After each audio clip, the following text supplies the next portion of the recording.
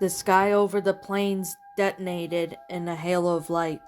Not much vegetation grew this far out in the San Palmino desert, but what little there was blew flat in subsequent wind.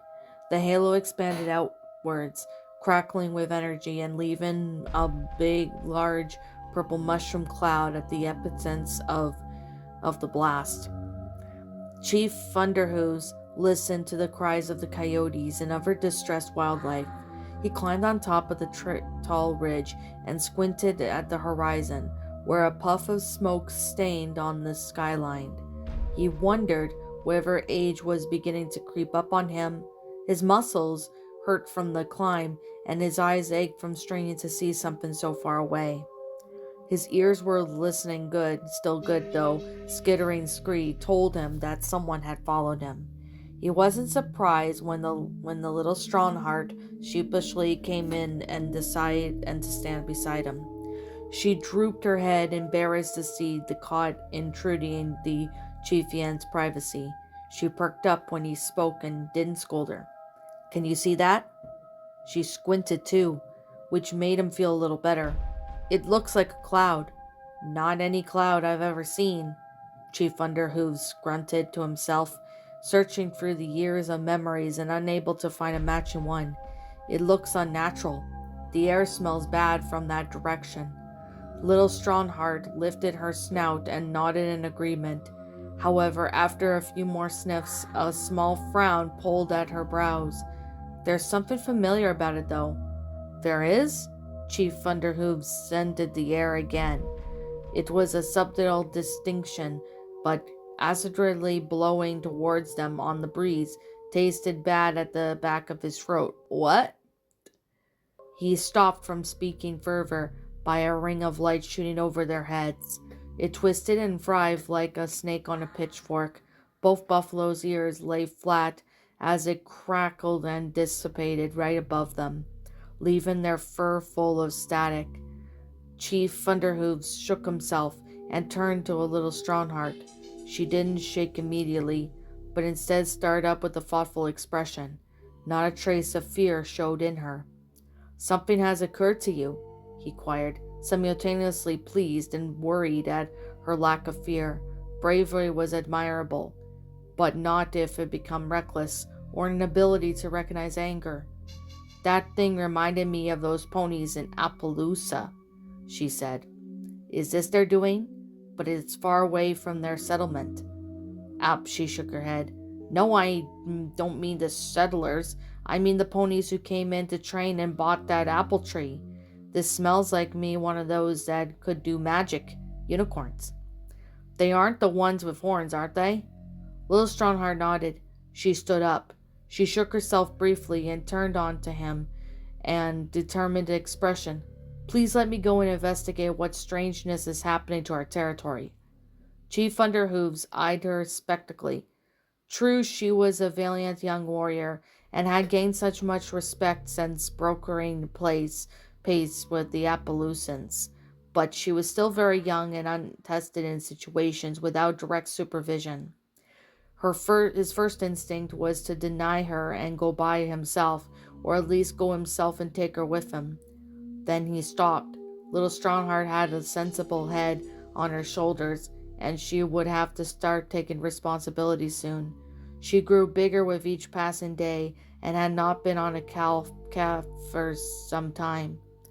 "Choose 3 of our strongest," he said brusquely. "Do not take unnecessary risks. Find out what's going on and return to the herd quickly." Her mouth dropped open, as if she hadn't actually expected him to say yes. Okay. Yes, I'll do that. Thank you." She then gave him a brilliant smile and hurried back down the path. Chief Thunderhooves watched her go and then turned her back to the horizon. He had a bad feeling about that cloud. Unnatural things, even spied from a distance, rarely meant anything good. "Please, great spirits," he murmured into the breeze, hoping his voice could reach them. Keep my daughter safe." King Claw regarded the Princess Celestia's throne room with distaste. The level of extravagance, while remarkable, left him cold. He saw no point in making room look pretty when its basic function was so badly constructed. Why would a ruler need so much space for simple audiences with dignitaries or subjects? Sitting on top of such a huge staircase left you exposed, at least on three sides.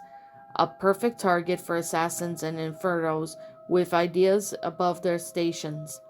He was amazed Celestia hadn't been slain by her own followers long ago. He turned away from the throne and stalked to the long windows instead. Outside the room he could see his own subjects going about their duties with speed and efficiency. Anyone who had met him knew the warmth by the overpet he possessed and had buried his massive breast beast years ago. But there was no masking his pride as he watched. "Stargazer?" A lean griffin slunk towards him, gray feathers speckled as white as his head with age. Where Claw was gigantic, Stargazer was a brony. Where Claw stood tall, the older griffin stopped where the king had to stare, as direct as an eagle. Stargazer's one of the good eye was remaining, and the other completely covered by white wild film. The difference between them were stark, yet Claw treated the old buck like the equal he spoke. "Look it out there. 'Tis a braw sight, Stargazer, to see them ponies laid so low." "Indeed, your majesty." Stargazer looked doubtfully where he had been told to, turning his head to see his good eye could focus. "Their arrogance certainly makes their defeat extra bitter for them. But there's more nay time for bidding our time for sitting in laurels," Claw went on. "We have to plan our next move." "So soon, your majesty? You've been the king of Canterlot only a day." "One day all it takes for a canny minds to make up canny plans." "Canny, your majesty?" "Clever," Claw said irritably. Most griffins would have pretended to understand what he meant if the wording was strange to them, but not Stargazer, no. The old griffin knew how valuable he was to his ruler, and he knew just how much heavy leeway could afforded him. Sometimes it irritated Claw into a temper when he got his ancient out of the way, an accent of his degrees. Lowland griffins were the most common Griffolia, as most of them were. They lay by the little contact with the bigger Highland cousins. Highlanders were solitary creatures who rarely descended from the most unforgiving peaks in Griffonia. So solitary, in fact, that until Claw came down and challenged the previous king, there were rumors that the Highlanders were either died out or were all just myths who had never really existed. Perhaps his ancestors had done what they did, and debatable with Equestria would never have been allowed to develop in the first place. Truthfully speaking, Claw would have loved to bide his time and sit on his laurels so he could enjoy overthrowing Canterlot. But the plain fact was that that was just the tip of the iceberg. Canterlot was the biggest jewel in Equestria's crown, but the rest of his blast country would only be vulnerable for a short time. Claw was not some mindless barbarian warlord, nor was he an idiot. He had studied Equestria before making a move against it. That was how he known a full frontal attack against both princesses would be doomed to failure.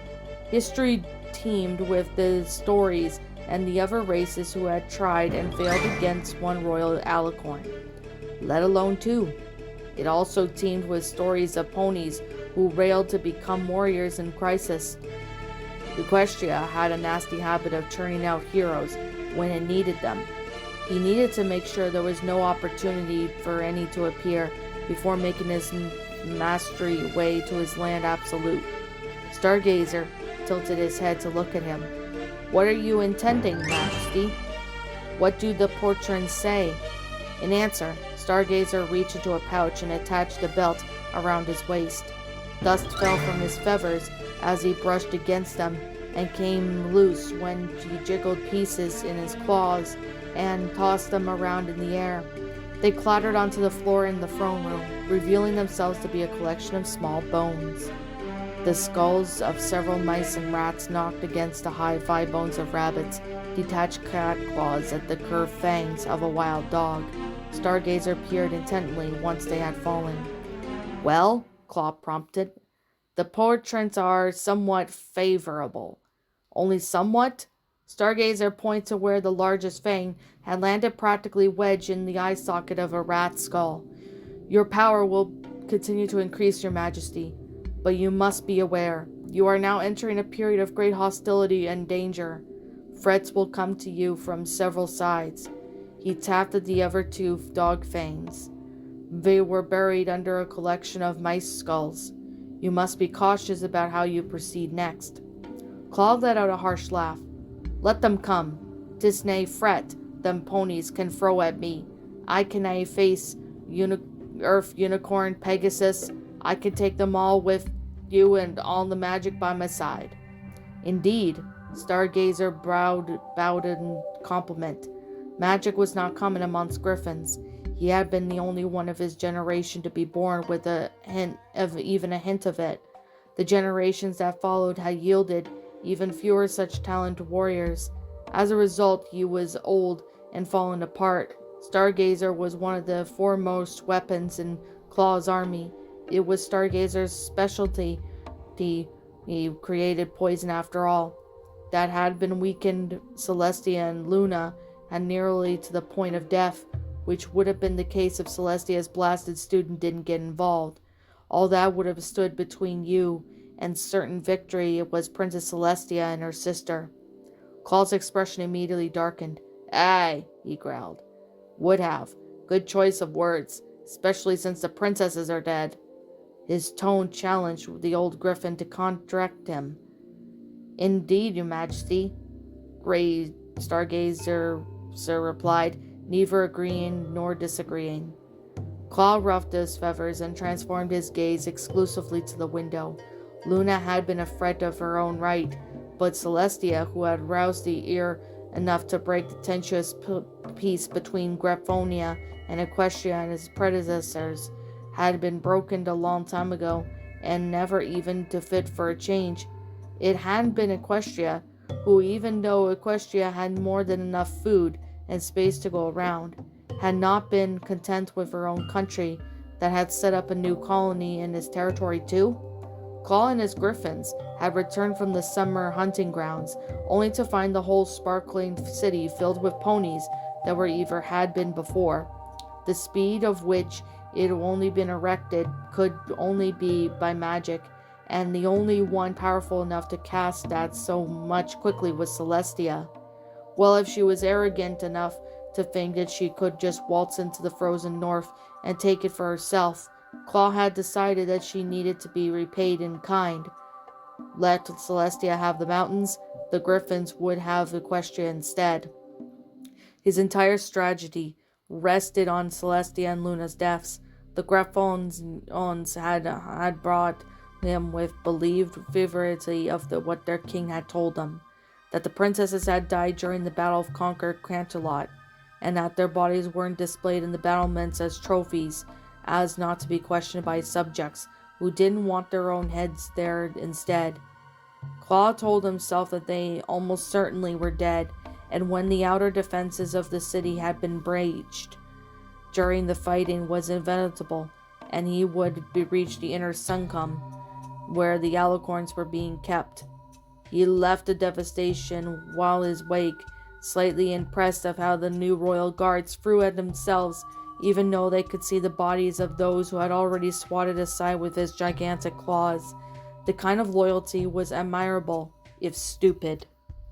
The guards had just been buying time, of course. Inside the Suncum, unicorn healers had tried frantically to extract Stargazer's poison before he reached them, but it had been infused with spells that can only be counteracted with time and exact knowledge of what had gone into casting them. No pony would be able to neutralize their effect before the victim died of a painful, blistering death. Yet the ponies most loyal to the princesses had tried away. Anyway, and gone to extraordinary lengths to give themselves more time to try. CO.AG remembered reaching the door of the Sanacum, only to be blown back by the explosion of magic, so powerful that even Stargazer was impressed.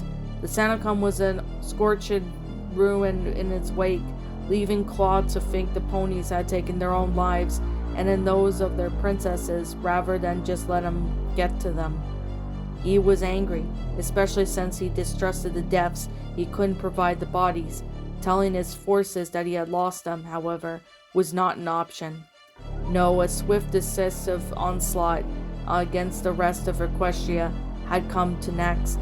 By the time he was done, it wouldn't matter whatever Celestia or Luna had died today, or had the poison had run its course. So Equestria would be the new Griffonia, and their subjects would be slaves, and more to the Griffin masters. Stargazer? Yes, your majesty? Can you locate the remains of the princesses? Quietly again? Stargazer nodded. I could try, majesty. Do it in the meantime. CO.AG turned to the window. I am far peckish. Stargazer gathered up the bones and replaced them on the pouch and hobbled hurriedly after his king. Little Strongheart looked around as she ran. Beside her was free of the herd's most powerful buffalo kept pace. She had known Restless Hooves, Talking Bird, and Brave Walker since she was a calf, which was also disadvantageous because they often still saw her that way and thought she needed protecting when she could just take care of herself just fine. Despite this, they weren't nearly as bad as the others in the herd, especially the older cows who always stayed at camp and wouldn't dream of going for a gallop to clear away from the cobwebs of their horns. Those cows tuttered when she wouldn't give up rough and tumble style, and the life of her own horns started to glow in. Soon they would start to wonder which bull she would choose as a husband, which filled the little Strongheart with kind of fear, usually reserved for stepping on a rattlesnake tail. At least her father saw her for what she was and not what she used to be or what he thought she should be. He had told her he had hoped she would take over leading the herd someday, and she had swelled up with the pride of thought of worthy consideration. It would be a struggle, but she had acquainted herself well during the crisis with the Appaloosa and the time afterwards. Her behavior wouldn't exempt her forever, but at least she provided solid evidence that she was just as capable and useful as a warrior as any bull. She dashed across the plains, eyes fixated on the purple cloud. The closer they got, the more her fur itched. Gradually her hooves began to ache too, and the pressure on her skull intensified as a sudden bad headache. She plowed in, eager to prove her mettle to her free witnesses. Little Strongheart? Talking Bird finally broke in the silence. He was a tap to chatter when it wasn't appropriate, which had earned him his name. Don't you think we should turn back? Chief Thunderhooves told us to investigate, she replied scrunchily. We aren't turning back until we have something to tell him. But the land feels strange, the Talking Bird insisted. It feels wrong all around here. Can't you feel it? Of course I can feel it. But I do know also I do not want to go back to my chief and tell him we didn't bring him news of potential threat, just because I was a little uncomfortable. That shut him up. Talking Bird dropped back, allowing Restless Hooves to take over his place immediately beside her. Little Strongheart kept it going until even she had trouble focusing on the way forward, though through the pounding in her head. She skidded to a halt and squinted to figure out what was that. Little Strongheart, Brave Walker, stepped up beside her. He gestured his snout to a clump of nearby bristlebush. It had not exploded in the sudden growth spurt, and it sent spikes in all directions, some curving frantically upwards, others arching down to pierce their own stem. It looked just as twisted and unnatural. It also wasn't the only plant to be affected. Beargrass, yucca, pipe cacti, and bojum have suddenly grown out of control and started to attack themselves. What do you make of it? I don't know. Little Strongheart narrowed her eyes. The plants had gotten stranger and uglier the nearer they were a large crater in the ground. one directly below the edges of the purple cloud. "Come on," she ordered, stepping towards the rim. "Are you sure this is a good idea?" Talking Bird asked in a tremulous voice.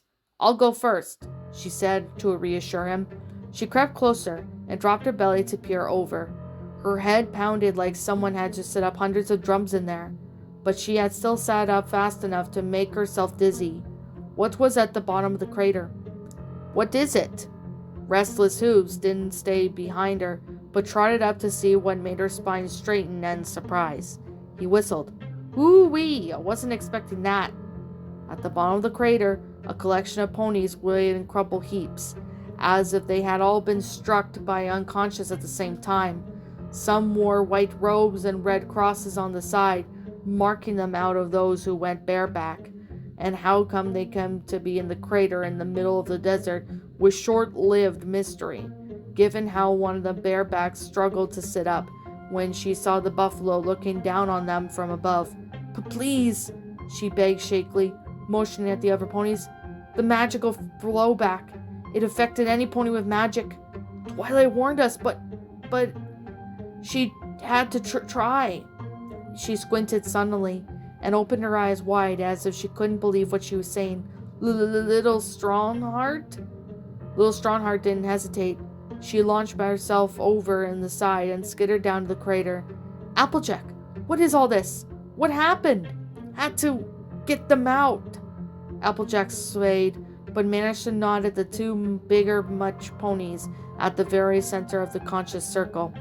One was pure white with many-colored mane and tail, and the other a deep blue with the mane and tail that sparkled stars like in the sky. Unlike others, smaller ponies, frothy spittle had crusted around each of their mouths, and their tongues had lolled as if some pony had pulled them out to keep the sick ponies from choking them.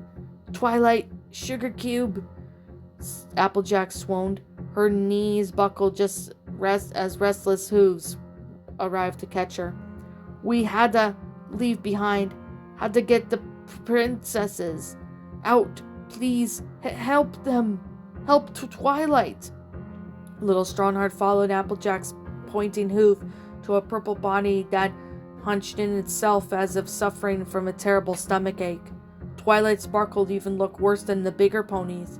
Her pellet was pulled tight across her muscles, her cheekbones stark underneath. She looked like she was malnourished, but her coat was still in excellent condition, which made Little Strongheart suspect that this was something else and the magic was involved. She didn't even pretend to understand magic, much less pony magic. What she did understand was that her friends, they were extremely sick and desperate need of help. "Talking Bird, brave walker," she snapped, thinking fast, as if they tried to fetch more aid they would have waste precious time. "Aid fuel. Find fuel. Start a signal fire. Those plants out there if necessary. We have to let Chief Thunderhooves know to send more buffalo out here to transport these ponies away from this place." "Back to our camp?" Talking Bird asked. "For now." Little Strongheart surveyed the ponies grimly. "We may need to ask help from the Appaloosians if they weren't equipped to deal with this sort of thing. Restless Hooves, while they do that, you'll help me inspect the ponies to figure out which they are, She wanted to say still alive, but something about the way Applejack fought unconscious to stare made her hesitate. Applejack breathed rapidly. She obviously struggled to remain conscious until someone arrived. What would she have done if no one had? Her legs didn't appear to be working properly, or she probably would have crawled out of the crater and gone searching for help. Just like her cousin in Appaloosa, nobody could ever accuse Applejack of being backward about coming forward. What kind of magic would do all this? Little Strongheart wondered. Moreover, who could possibly be more powerful to use it without killing themselves? She glanced at Twilight Sparkle and speculated that maybe the unicorn was far more powerful than she had realized during their last encounter. A fire tear slid down Applejack's cheek. "We had to leave them," she said brokenly. "All of them. Any pony outside the room. We couldn't. The Little Strongheart noticed that she only truly recognized the three of the ponies present. Twilight Sparkle, Applejack, herself, and another unicorn she remembered called Rarity. Of the other pony friends there was no sign. What is in the name of the great spirits has happened? She wondered out loud, a knot dreaded twisting in her gut. What's up, my pretties? It's the Lion Queen here. I want to appreciate you all for tuning into this video, and I do appreciate you guys supporting my video by giving this video likes and stuff. If you really enjoyed this video, be sure to leave a like, comment and subscribe if you're new, ring the bell for notifications to when I upload so that way you guys will get updated for whenever I upload. If you want to follow me on Twitter or DeviantArt, feel free to leave a follow on those if you are interested in following me on those socials. If you want to support my backup channel, known as Miss Dark Shigo, feel free to subscribe to it, as a link to that will also be in the About page section. And with that being said, and that being the case, thank you so much for watching, my pretties, and as always, please stay pretty.